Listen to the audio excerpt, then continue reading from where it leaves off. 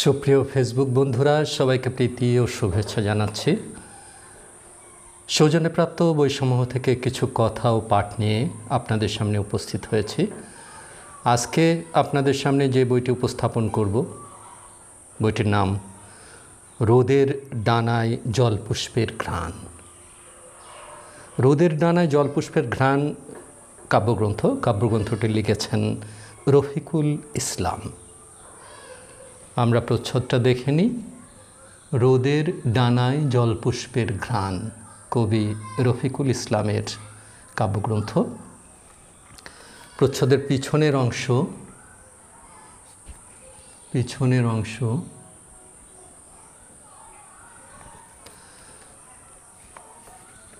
প্রচ্ছদের সামনের ভিতরের ফ্ল্যাপে একটি মুখবন্ধ আছে। সামনের ভিতরের ফ্ল্যাপে, পিছনের ভিতরের ফ্ল্যাপে কবি পরিচিতি এবং ছবি। বইটি প্রকাশ করেছে বাবুই প্রকাশনী।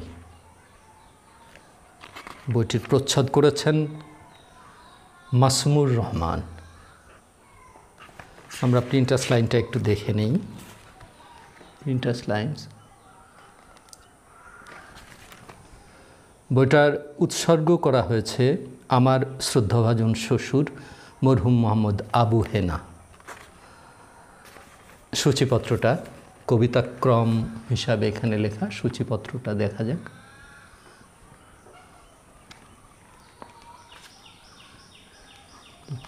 আলো লাগতেছে।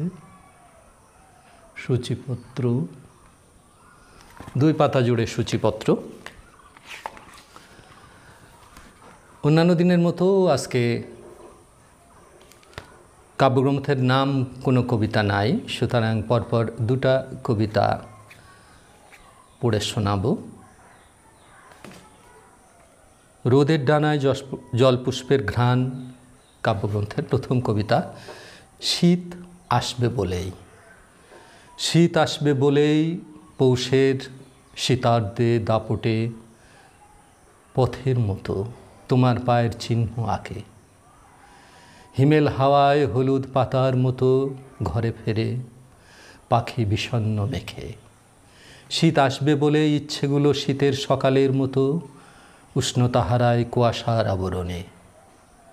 আমার বিষাদগুলো লাল সূর্যের মতো ক্লান্তিতে ডুবে সন্ধ্যার উদাসী রণনে। শীত আসবে বলেই ও চোখের কাজল রাত্রি জাগে হিম ঘরে। কেঁদে ঝরে সবুজ পাতার পরে শুকিয়ে গেছে চুম্বন ঠোঁট। গোধূলির প্রেম উত্তরের রুক্ষ হাওয়া ফিরে। শীত আসবে বলেই ফেরারি সুখগুলো নরম বিড়ালের মতো বরফ রাত্রি খোঁজে লেপের ভাজে। শৈত্য হিমরাতে জেগে থাকে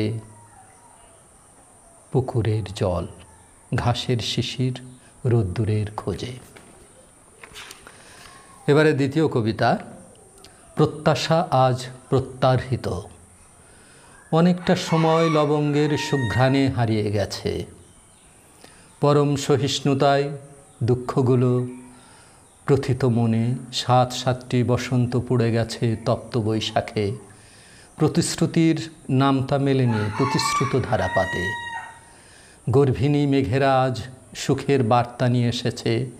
হলুদ পাতার বদলে জেগেছে সবুজ কিশলয়।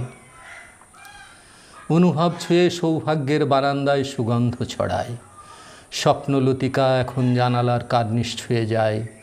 তবু ঝড় ওঠে স্বপ্ন ঘোরে ঘুমের আধার ভেঙে।